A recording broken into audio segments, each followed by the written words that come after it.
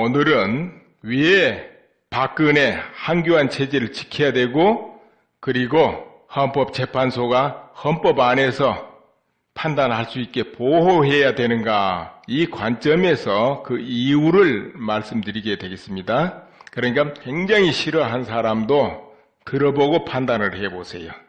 왜 그래야 되는가? 그 다음 내년에 대선 판도라든가 정치권의 움직임 결과는 어떻게 될 것인가? 남북관계는 또한 어떻게 될 것인가? 현재 국민 감정, 이 기류는 어떻게 변할 것인가? 여기에 대해서 여러분과 같이 다시 추측해보는 시간을 갖도록 하겠으며, 그리고 또 한 가지 시위 문화, 시위하는 방법 등등을 한번 살펴보기로 하겠습니다. 애국 시민 저항 운동은 어떻게 해야 모두가 행복하고 나라를 살릴 수 있을 것인가? 이 부분에 대해서 말씀을 드릴까 합니다. 먼저 박근혜 마음에 안 든다 이런 분도 있고, 박근혜는 죄가 없다 이런 분도 있고, 여러 가지가 있습니다. 우리는 그것을 조금 떠나가지고 현실적인 걸 한번 생각해 보기로 하겠습니다. 여러분, 박근혜를 싫어한다 그러신 분도 스스로 질문해 봅니다. 북한이 핵무장을 완료해버리면 남북관계가 완전히 뒤틀어지게 됩니다. 그런데 어때요? 북한 핵무장 완료하기를 바랍니까? 이 핵에 대해서 중요한 발언들이 있고 그런데 어떻습니까? 이 북한 핵이 만들어지는데 결정적인 역할을 할 정권이 어딜까요? 김대중 정권, 노무현 정권, 그 다음에 이명박 정권, 박근혜 정권, 어디로 생각합니까? 박근혜가 북한 개성공단을 폐쇄하고 북한에 돈이 들어가는 걸 막고, 그래서 북한에 화가 나서 핵을 개발한 것일까요? 이 핵은 그 옛날부터 그 어떤 경우라도 개발해 오고 있었습니다. 저 김정일 때 고난의 행군, 그때 200만이 굶어 죽었다는 그 고난의 행군 때도 북한의 핵 무장을 멈추지 않았고, 김대중 정권 때 그걸 구호하라고 그 뒤로도 많은 자금이 북한에 갔을 때도 그 자금이 그 굶어 죽는 사람한테 가지 않았다는 것은 세상이 다 아는 거지요. 김대중 대통령 이런 말씀이 지금도 회자되고 있습니다. 그럼 뭔가 하면은 2001년 이와 같이 말씀했다고 그러죠. 북은 핵을 개발한 적도 없고 개발할 능력도 없다. 대북 지원금이 핵 개발에 악용된다는 말은 터무니없는 유언비어다. 내가 책임지겠다. 이런 말씀. 그때도 자금이 올라가면 핵 개발을 하니까 안 된다 일각에서 많이 반대했죠. 이럴 때 이런 말씀 하셨죠. 자, 아무튼 이런 건 놔두고 여러분 개발하고 옹호한 정권과 그렇지 않은 정권은 분명히 다릅니다. 노무현 대통령도 또 많은 옹호 발언이 있어요. 일일이 찾아보면 많이 있습니다. 그러니까 이걸 옳다 그러다를 놔두고 다 그건 통치 행위니까 그걸 떠나서 여러분 개개인이 생각해보라 이거예요. 어찌됐든 북한 핵을 개발하는 걸 여러분 반대합니까? 찬성합니까? 그리고 지금 박근혜 대통령 탄핵을 마치고 하루 이틀도 안 됐죠. 그런데 이미 벌써 사드 배치 반대한다, 취소하겠다 이런 말 쏟아져 나오죠. 또 촛불 시위대 안에 등장하는 구호들이 뭡니까? 이석기 석방하라 뭐 등등 많이 나옵니다. 지금도. 앞으로 양보하면 뭐 나오겠습니까? 이제 개성공단 도로 터라 이런 거 안 나올까요? 북한의 원조회라도 나올 거예요. 그런데 그렇게 말하는 분들 단 한 번도 북한에 대해서 비난해 본 거 들어본 적 있습니까? 1, 2년 말고 한 10년, 15년 동안에 들어본 적 있습니까? 어디 뉴스에서 본 적 있습니까? 북한 핵실험해도 그거에 대해서 그러면 안 돼 하는 거 지나가는 말로도 하는 거 봤습니까? 그 순간에도 퍼줘야 된다 그러고 왜 그렇게 됐느냐는 이 정권이 모든 걸 막고 있기 때문에 그런다 이렇게는 말해도 어떻게 했습니까? 여러분 냉정하게 해가지고 판단해 보세요. 이러할 때 박근혜 지금 퇴진하라 이러면 거기서 멈출 것 같습니까? 한교안 체제 내놔라 지금 지금도 많이 나오잖아요. 그럼 거기서 멈추겠습니까? 헌법재판소 빨리 탄핵 인용 끝내라. 지금도 말 나오잖아요. 그럼 거기서 멈추겠습니까? 계속 무너뜨리고 가요. 사드 배치. 여러분 사드 배치 반대합니까? 찬성합니까? 북한 핵을 막기 위한. 그거 당장에 지금 스톱시킬 거예요. 여러분 개성공단 열기 바랍니까? 이러기 때문에 현 체제를 지키고 헌법재판소에서 정상적인 판단을 하게끔 보호한다는 거예요. 박근혜를 우상 신으로 받들어서 그런 거 아니에요. 이 정도 해놓고 어제 10일 보수대연합 이런 이름으로 청계천 광장 그리고 마로니에 대학로조 종로 일대 전체에서 시위가 있었습니다. 박근혜 대통령 탄핵한 것을 잘못됐다. 거부하는 시위. 그러나 여러분 언론에 제대로 못 봤을 거예요. 뭐 MBC에서 조금 나오고 별로 나온 데 없을 거예요. 언뜻 조금 보여주고 뭐 15,000명 왔다 하더라 뭐 이런 정도였죠. 주최 측에서는 3시에 오후 3시죠. 30만 그렇게 이야기했던 거 하고 경찰 쪽에서 추산 4만 몇 명 그렇게 말 나왔을 거예요. 나중에 경찰 추산 뭐 15만 또 주최 측은 100만 뭐 이렇게도 말 나오고 그러대요. 그런데 굉장히 많았다는 거. 강화문에서 열린 촛불 시대에 완전히 넘어서 버렸다는 것. 그건 분명합니다. 강화문 촛불 시대는 어제는 쪼그라들 대로 쪼그라졌어요. 내가 CCTV로 확인해 본 거 6시 10분 전이죠. 그때가 본대의 시작 전입니다. 거기 겨우 수천 명 앉아 있었어요. 그리고 8시 20분 행진해서 그렇다 이런데 강화문 동산 근방에는 완전히 텅 비어 있었어요. 그렇다면 저 앞쪽으로 가 있었던 것 같아요. 앞쪽으로. 그럼 그 인원은 뻔한 거지요. 이 보수대연합 시위는 또 다음 주 토요일 날 헌법재판소 앞에서 한다고 그러죠. 아무튼 점점 커질 것 같아요. 근데 시위 말이 나왔으니까 내 개인적인 좀 의견을 보태본다면은 이름을 보수대연합, 박사모 이런 이름으로 하지 말고 그 테두리를 좀 벗어나가지고 애국시민연합 이와 같이 하고 더 좋은 용어가 있으면은 그런 용어를 선택하는 게 좋을 것이고 그리고 청년층이 많이 참여해야 무엇이든지 잘 이루어지니까 호국청년단, 애국청년단 이런 이름으로 모집해서 한다든지 그리고 조직화해야 된다. 전국적인 조직. 10일 날 올린 내용 중에 그 내용들이 또 들어있습니다. 10일 날 박근혜 한교안 헌법재판소를 보호하자. 이런 이름으로 올라간 동영상이 있습니다.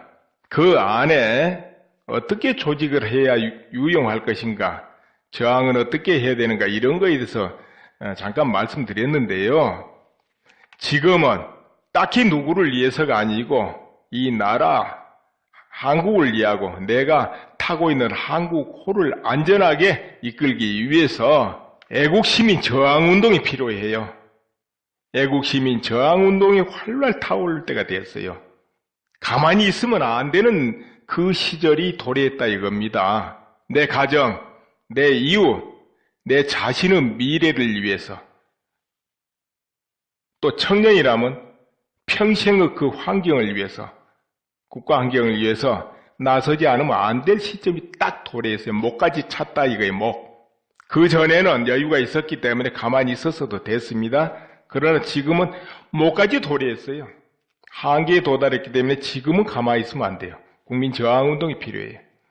그렇다면 국민저항운동은 어떻게 하느냐. 언론이 보도가 마음에 안 든다. 예를 들어서 촛불 시위 그렇잖아요. 실제 실인은 가장 피크 때 2만 명 온다 해도 언론에서 150만 그럽니다. 그리고 화면 엄청나게 많은 거 잡아줍니다. 뭐 그 전에 걸 잡아줄 수도 있고 그렇게 해요. 어제 그 보수대 연합 이름으로 한 박근혜 탄핵을 반대하는 그 시위 보셨죠? 어디 잡아줍니까?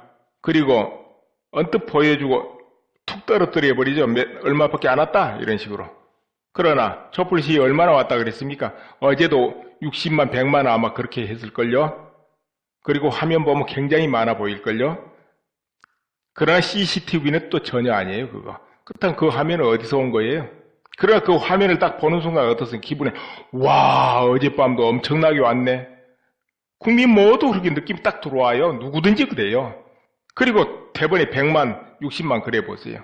어둡기 전에 환히 보일 때 수천 명 앉아 있다가도 어두워지기 시작하면 즉각 늘어요. 그렇게 10만, 20만, 30만 막 증가해요. 이 마술에 취하지 않을 사람은 없습니다. 보수대회나 해가지고 아무리 청계광장이고 종로를 가득 채워버려도 어제는 완전히 가득 채워버렸죠. 종로 전체를. 그래도 언론에 15,000명 왔다 하고 조금 보여주면 아이고 조금 왔네. 이걸 끝이에요. 한쪽이 190만, 150만, 200만 왔다는데 그거 많아 보이겠습니까? 느낌상으로 탁 죽어버리죠. 이것이 바로 언론의 힘이에요. 그래서 언론은 항상 공정하고 의도가 없어야 되고 사심이 없어야 그게 언론입니다. 그 속에 자기들 이해관계, 의도, 목적을 품고 보도를 하면 그거는 독 중에 독입니다. 국가적인 독이 되는 거지요. 국정을 흔들게 되는 독이 되고 여러분 개개인은 모든 판단을 흐려가지고 그런 독도 없어요. 그러면 어떻게 저항해야 되겠습니까? 그런 언론 못 믿게 판정되면 뉴스 시간 틀지도 말고 보지도 말고 그런 신문 받아보지도 말고 웹사이트 들어가지도 말고 광고 넣지도 말고 클릭하지도 말고 그러면 됩니다. 내 하나 그런다고 무슨 의미가 있을까? 그러면 안 돼요. 내 하나가 수천, 수만, 수십만, 수백만입니다. 전부 나부터 실천하면 수백만이 그렇게 실천하게 되는 겁니다. 그렇게 하세요, 여러분. 언론은 어디서 먹고 생활하겠습니까? 누군가 많이 들어주고 봐줄 때 언론은 힘이 있고 거기서 언론기관이 밥을 먹고 사는 거예요. 국민저항운동 들어가면 다 문 닫게 돼 있어요. 적자 나게 돼 있고 적자 나면 똑바로 하게 돼 있고 살기 위해서. 인간은 힘이 넘치면 오만하게 돼 있고 몰리면은 어깨 축 처지게 돼 있고 그렇거든요. 그 심리적으로도 그렇게 됩니다. 그리고 전화 걸기, 전화로 항의할 수 있어요. 누구든지 개개인으로. 하루에 10통만 해보세요. 각자 내가 10통이면은 너도 나도 10통 수만 통, 수십만 통 됩니다. 댓글 달기, 네이버 다음 어디라도 각 당 사이트, 언론기관 홈페이지 그 어디라도 댓글 달기. 또 트위터, 페이스북 열심히 활용하고 그렇게 하면은 모든 언론이 그와 같이 똘똘 뭉쳐서 한쪽으로 보도하고 일방 왜곡 보도를 한다 하더라도 그들을 능가해버릴 수 있어요. 내 혼자 그런다고 될까? 그러지 마세요. 그리고 정보 얻을 때 여러분 뭐 알고 싶은 유튜브 검색하면 그 안에 꽉 찼습니다. 그리고 구글에서 검색하세요. 구글. 그러면 수많은 수천 수만 브로그, 카페, 웹사이트 있는 내용 다 뜰 겁니다. 거기서 판단하세요. 또 이런 거 있죠. 전문 우파 사이트 아니면 좌파 사이트 거기서 정보 구하세요. 내가 여기서는 어떤 우파 사이트, 어떤 좌파 사이트 이제 말씀 안 드리니까 알아서 하세요. 그리고 시위를 하게 되면은 10,000명 모일 때, 10만 모일 때, 20만 모일 때 군중 심리가 달라집니다. 또 움직임이 달라져요. 그래서 주최하는 측은 그것까지 전부 계산해가지고 코스를 정하고 장소를 정해야 됩니다. 헌법재판소에서 다음 주에 한다니까 그 장소가 또 좁을 것 같으면은 청계광장이나 종로 쪽을 나눌 수도 있고 또 서울역 쪽에서 들어올 수도 있고 서대문에서도 들어올 수도 있죠. 그렇게 해가지고 강화문 쪽으로 들어가는 거죠. 아니면 헌법재판소의 총집결에서 가면서 나눠질 수도 있죠. 강화문 쪽으로. 그러니까 그 수많은 군중은 일일이 통제 못합니다. 특히나 행진할 때는. 그렇기 때문에 코스 잘 정해야 될 겁니다. 또한 경찰이 어디서 막고 그럼 막을 때는 어디로 돈다든지 어떤 일은 전부 전략이 있어야 돼요. 그때 예기치 않게 뭔 일이 있어가지고 전체를 통제한다는 건 어림이 없습니다. 그 길고 먼 그 수많은 사람을 어떻게 통제됩니까? 그래서 모든 행진 전략이 자동으로 이루어지게끔 심리를 살펴서 움직여야 된다는 거지요. 다음에는 현재 국내 정치 이 부분 이야기를 하겠습니다. 국내 정치에 대해서 말씀드리겠습니다.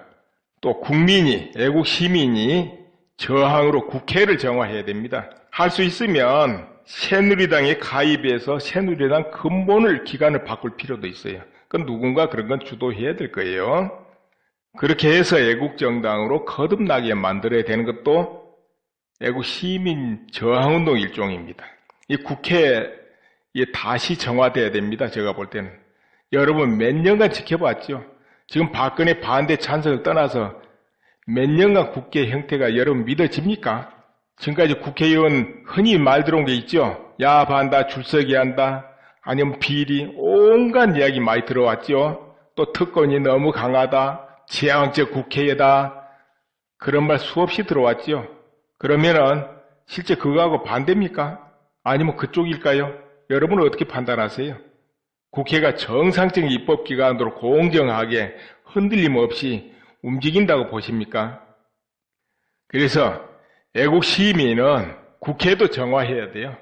표 찍을 때 잘 기억해 놨다가 안 찍을 사람은 절대로 안 찍어야 됩니다. 그것이 바로 저항운동입니다. 합법적인. 이제 내년에 1월이 지나고 트럼프가 취임을 하게 되면은 이 동북아 판도는 굉장히 요동을 할 거예요. 트럼프가 중국을 반드시 쥐어짤 거예요. 중국이 지금처럼 북한을 뒤로 옹호하면서 은근히 유지하게 하고 이것이 쉽지만은 않을 겁니다. 그렇게 두지를 않을 거예요. 트럼프는. 일설에 이런 말도 있어요. 지금 조세피난처로 가장 돈을 많이 유출한 국가가 중국입니다. 그 다음에 러시아, 그 다음에 한국인데 한국도 만만치 않더군요. 200개 국가 중에 3위예요. 거기서 금액이 추산되는 금액이 880조인가 그렇게 나와요. 880조라든가 그래요. 우리나라 국가 예산 2배인가요? 그 금액이 조세피난처에 유출됐다 그러죠. 그런데 중국은 굉장하더라고요. 근데 그 조세피난처가 대부분 미국령이라고 그러던가요? 그렇대요. 그래서 중국의 그 큰 돈줄이 미국 손아귀에 들었다 이런 말도 있어요. 그래서 트럼프는 그 무엇을 활용하더라도 경제지렛대를 활용하더라도 중국이 마음대로 하도록 놔두지 않을 것이다. 오바마하고는 다를 것이다. 오바마는 선비형이지만 트럼프는 저돌적이고 거기다가 머리까지 명석해가지고 결코 휘둘리지 않을 거예요. 그리고 판단을 할 겁니다. 북한 핵이 어디가 경계선인가? 그게 나오면 행동에 옮길 거예요. 쪽집게처럼 북한이 핵만 도려내는 작전을 쓴다든지 중국하고 협의해서라도 반드시 그렇게 할 사람이 트럼프입니다. 제가 볼 때도 내년에는 한국이 핵무장을 하든 아니면은 어떤 특단의 작전이 있든 하지 않으면 안 돼요. 그래서 싫든 좋든 간에 남북관계도 내년에 요동하고 국내 정치도 요동하고 그렇게 될 것이기 때문에 최순실이니 뭐니 이건 다 잊어버릴 거예요. 그리고 박근혜 대통령은 어차피 현재는 쉬는 상태입니다. 헌법재판소 판결 날 때까지는 기다려야 되거든요. 그렇기 때문에 현재의 이 분위기도 1월 넘어가서 2월 넘어가면 지금하고는 완전히 달라져 버릴 것이다. 역전돼 버릴 것이다. 그리고 무엇 하나 잘못하면 그 책임은 전부 국회에 돌아간다. 화살이 지금 박근혜 대통령한테 돌아갔지만 그때는 달라진다는 것이죠. 지금 움직이는 의도하고는 다른 형태가 나올 것이다. 언론이 엄청난 또 파도를 일으켜서 바다를 이루었습니다. 언론 보도가. 그러나 내년부터는 달라질 것이다. 언론이 지금처럼 계속 그와 같은 방식으로 보도하면 언론은 외면당하고 국민은 정보를 언론에서 안 얻을 겁니다. 다른 데서 얻을 거예요. 그걸 돌이키는 거 쉽지 않을 거예요. 이제 그때 가서는 또 거꾸로. 그리고 내년에 어차피 내년에 12월에 하든 그 전에 하든 대선이 있어요. 국회의원 선거는 보궐선거가 있네요. 4월에. 그럴 때도 절대 야당한테 유리하지 않을 것이다. 그때는 이 민심이 풍향이 반대로 바뀔 거기 때문에 지금 예상하고는 다를 것이다 이거지요. 특히 새누리당이 갈라질 거 갈라지고 정화될 거 정화돼가지고 새로 보충을 한다면은 그리고 정말 애국심 강하고 투철하고 강력하고 지략이 있는 사람이 나와서 한국의 모든 병폐 국민이 지금 원한 게 있어요. 이건 좀 바꿔졌으면 저건 없었으면 이런 게 있습니다. 그것을 트럼프처럼 강력하게 다 바꾸겠다고 공약하면은 그 사람이 당선되지 지금 앞에 눈앞에 뭐 잠룡이다 쉽지 않을 겁니다. 그리고 여당 야당 지지를 떠나서 지금 남북관계가 앞으로 얽혀지기 때문에 한국의 정체성을 뭔가 무시하고 투간을 계속 추종하는 이런 세력이 정권을 잡으면 한국이 어떻게 되겠는가 여러분이 살펴봐야 돼요. 어떤 방향으로 가겠는가. 사드 배치 안 하고 개성공단 열어주고 북한 퍼주고 그 정도가 아니고요. 그보다 더한 것이 다가온다. 이런 걸 여러분이 예측을 해보셔야 돼요. 그전에 조심조심 했지만 앞으로 딱 잡으면 본격적으로 밀고 나가버릴 거예요. 뭐 한미연합사 해체, 작전권 해수. 이제 그렇게 되면 미군하고는 인연이 멀어지기 시작합니다. 그때는 즉각 개입을 안 해요. 할 수가 없어요, 미군이. 유사시에 개입하려면 의회 승인을 받아야 되는 과정이 벌어집니다. 지금은 의회 승인 과정이 없어요. 즉각 개입돼요. 그러나 한미연합사 해체가 작전권 해수를 해버리게 될 때는 즉각 개입을 할 수가 없습니다. 미국 대통령이 명령을 내려도. 법이 그러니까요. 멀어지게 되죠. 거기다가 보안법 폐지한다. 아까 말했듯이 개성공단을 연다. 뭐 별거 다 진행시킨다 해보세요. 그리고 남북 화해한다. 평화를 해야 된다 하면서 평화협정을 요구한다. 그 과정까지 간다고 해보세요. 그러면 북한에서도 평화협정 요구하고 북한에는 그러다 보면은 핵무장 완료해버리고 그때는 어느 나라도 손을 쓸 수가 없어요. 미국도 손을 못 씁니다. 핵무장 완료한 국가는 손 못 떼요. 그렇게 되면 미군도 손 떼야 되겠죠. 그렇게 되면 국내 경제 어떻게 될 것 같습니까? 외국 투자가들이 그래도 투자할 것 같습니까? 다 떠납니다. 다 떠나. 경제 다 무너집니다. 경제 무너지면 여러분 가정은 안녕할 것 같습니까? 또 이 말을 듣는 중에 언론기관, 국회, 검찰 모든 기관에 종사하신 분들 안녕할 것 같습니까? 그 상황이 도래하기 시작하면 그런 게 안 온다면 너무 좋지만 만약에 온다면 어떻게 될 것 같아요? 거기다가 남북 연방제 한다 하고 본격적으로 추진해 보세요. 그럼 거기에 또 반대해서 수많은 사람 들고 일어나겠죠? 그러나 또 무력으로 눌러버렸다. 뭐 경제가 어떻게 되든 반대가 어떻게 되든 남북 연방제 더 중요하다고 눌러버릴 수 있습니다. 계엄령을 선포해서라도 그렇게 됐을 때 어떻게 되겠습니까? 여러분 그때 용감하게 나서서 안 돼 하고 할 수 있습니까? 하면 분위기가 죽일 놈이다 하고 언론에서 막 공격하면 감당되겠습니까? 언론 말기도 그랬는데 나설 수도 없어요. 그 분위기 되면. 그리고 남북 연방제 된다. 그럼 뭐를 의미합니까? 동등한 거 될 것 같습니까? 평등하게. 그건 흡수를 의미해요. 어떻게 해야 남북 연방제 제대로 되느냐 하면은 바로 북한 핵시설이 제거되고 그러면은 한쪽 팔이 떨어져 버리는 거예요. 그렇게 되면 자연스럽게 북한 정권은 교체됩니다. 교체되면 조금 더 유순한 정부가 나오면서 북한이 개방으로 가고 개방으로 가면 남북이 협조하고 이러다가 다음에 자연스럽게 연방제로 가든지 통일을 하든지 아니면 그 전에 북한이 붕괴돼서 통일을 하든지 이렇게 될 때 자연스럽지 지금 상황에서 연방제로 가면 흡수당하는 거를. 갑이 되고 을이 되고 이 관계가 벌어져 버려요. 그러기 때문에 국민이 그걸 원한다면 그 길로 가야죠. 우리 저 기득권들이 그것이 행복이고 자기 이해관계가 좋아지고 그걸로 자기들 권력이 커지고 돈을 벌겠다면 그 길로 가야죠. 그것을 원하지 않는다 하면 반대해야죠. 그건 선택은 각자 자유예요. 이렇게 되든 저렇게 되든 그런 일이 있을 수 없어 하면 또 그 길로 가야죠. 나는 이렇게 되면 어떻게 되겠습니까? 어떻게 하렵니까? 이 말을 묻고 있는 거지 선택은 각자 하는 거예요. 가고 싶으면 가는 거죠. 누가 말려요? 지옥이라도 내가 가고 싶다는데 가야죠. 천국이라도 내가 가기 싫다면 안 가야 되는 거고. 그렇지 않습니까? 오늘은 여기까지 말씀드리겠습니다. 감사합니다. 오늘